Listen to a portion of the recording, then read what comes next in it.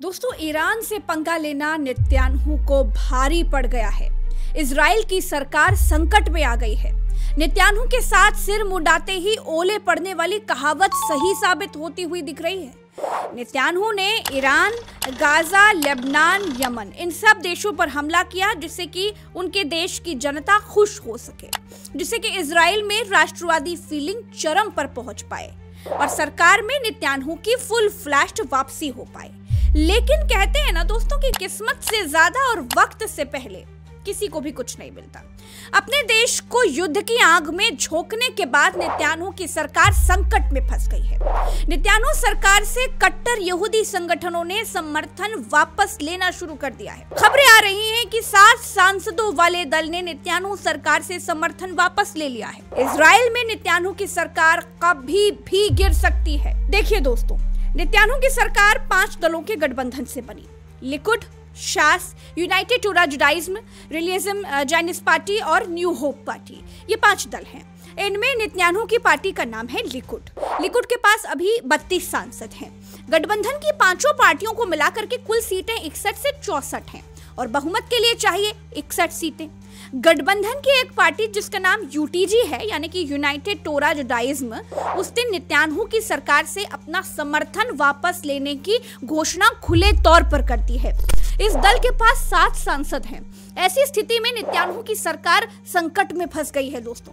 तो अब सवाल ये उठ रहा है कि क्यों नेतन्याहू की सरकार से उसके अपने साथी दल उसका साथ छोड़कर जाना चाहते हैं। आखिर क्यों इजराइल की सरकार पर संकट के बादल मंडरा रहे हैं। जो ईरान को सत्ता से उखाड़कर फेंकने चले थे, उनकी अपनी कुर्सी हिलने लगी। ऐसा हुआ क्या? देश के भीतर नेतन्याहू पस्त होते हुए दिख रहे हैं। क्या इसके पीछे ईरान का कोई हाथ है? क्या ईरान में सत्ता परिवर्तन की इच्छा रखने वाले इजराइल के साथ ईरान ने ही खेल कर दिया? चलिए ये सब कुछ बिल्कुल विस्तार से समझते हैं। दोस्तों, इजराइल में नेतन्याहू की सरकार पर मंडराते संकट को समझने के लिए आपको थोड़ा पीछे चलना होगा। हुआ ये कि नेतन्याहू ने अरबों की जमीन छीनने के लिए गाजा पर हमला कर दिया, लेकिन गाजा के भीतर घुसने में ही इजराइल के पसीने छूट गए। बहुत ज्यादा पैसा तो लगा ही, लेकिन जो सबसे ज्यादा खर्च हुआ वो थे सैनिक। फिर ईरान पर हमला कर दिया। किसी भी युद्ध के लिए चाहिए होते हैं सैनिक, और सैनिक 4 दिन में तो तैयार होते नहीं हैं। इजराइल कोई बहुत बड़ा देश नहीं है, ना ही बड़ी आबादी वाला देश है। इसलिए इजराइल की कोर्ट ने आदेश दिया कि अब से इजराइल में सभी जवान लोगों को सेना में नौकरी करनी ही पड़ेगी, मतलब कंपलसरी हो जाएगा। धार्मिक हरेदी युवाओं को भी सेना में जाना ही पड़ेगा। 18 साल के ऊपर के आदमी लोग जो होंगे वो 32 महीने सेना में रहेंगे और लड़कियां 24 महीने सेना में रहनी ही चाहिए, चाहे वो इंजीनियर हो, डॉक्टर हो, कुछ भी हो, किसी भी दूसरे पद पर हो, सेना में रहना जरूरी होगा। ये वाली अनिवार्य सेवा पूरी करने के बाद सभी नागरिक 40 साल की आयु तक रिजर्व ड्यूटी के लिए पात्र रहते हैं। रिजर्व सैनिकों को आपातकाल में बुलाया जा सकता है, जैसे कि 7 अक्टूबर 2023 के हमास हमले के बाद 3,50,000 रिजर्व सैनिकों को बुलाया गया था। दोस्तों, इजराइल की अल्ट्रा ऑर्थोडॉक्स पार्टियों ने इसका विरोध कर दिया। ऑर्थोडॉक्स पार्टियां वो पार्टियां हैं जो धार्मिक यहूदी समुदायों का प्रतिनिधित्व करती हैं और उनकी नीतियां धार्मिक परंपराओं को बचाने के लिए ही होती हैं।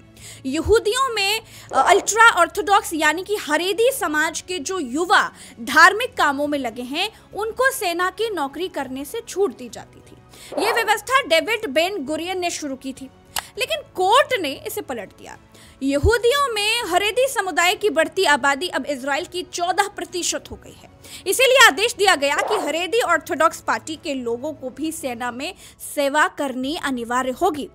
इस बात का नेतन्याहू के गठबंधन दल के लोग बहुत विरोध कर रहे हैं। दोस्तों, बात चाहे किसी सरकार की हो या फिर किसी देश की, प्लानिंग बहुत जरूरी है। इजराइल ने अरबों की जमीन पर बसने के लिए अपने हिसाब से प्लानिंग बड़ी अच्छी की थी, लेकिन इतने युद्धों के बीच सर्वाइवल मुश्किल हो रहा है। चाहे देश हो या फिर घर, अगर हम पहले से तैयार नहीं होंगे तो मुश्किल वक्त में सब कुछ बिगड़ सकता है। दोस्तों, दुनिया के किसी भी कोने में जहां जहां भी आदम जाति मौजूद है, वो अपने परिवार और अपना सिक्योर भविष्य ही चाहती है। अगर हमें कुछ हो जाए तो हम ये तो बिल्कुल नहीं चाहते कि हमारे बाद हमारा परिवार का कोई व्यक्ति दूसरों के आगे हाथ फैलाए। इसीलिए टर्म और हेल्थ इंश्योरेंस जरूर ले।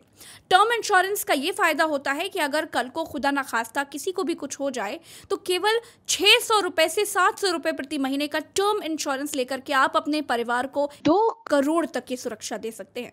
हेल्थ इंश्योरेंस का फायदा यह है कि आजकल अस्पताल जाते ही देखिए मामूली सा इलाज भी लाखों का बिल दे देता है। कई लोग इलाज का खर्च उठाने के लिए अपने घर की चीजें तक गिरवी रख देते हैं, लेकिन अगर आपके पास हेल्थ इंश्योरेंस होगा तो आपको अस्पताल का कोई भी खर्च डरा नहीं पाएगा। 400 से 500 के प्रीमियम में आप पा सकते हैं 1 करोड़ तक का कवरेज। यहाँ मिलती है देश की 51 से भी ज्यादा बीमा कंपनियों की स्कीमें आपके बजट और जरूरतों के हिसाब से। यहाँ पर टर्म इंश्योरेंस पर 15% तक की छूट और हेल्थ इंश्योरेंस पर 25% तक की छूट है। डिस्क्रिप्शन में लिंक दे दिया है, तो जाइए फैसला आज ही कीजिए। इसीलिए एक बिल लाया गया जिसका नाम हरेदी ड्राफ्ट बिल रखा गया। इसमें धार्मिक यहूदी युवाओं को सेना में जाने की छूट देने का प्रावधान किया गया।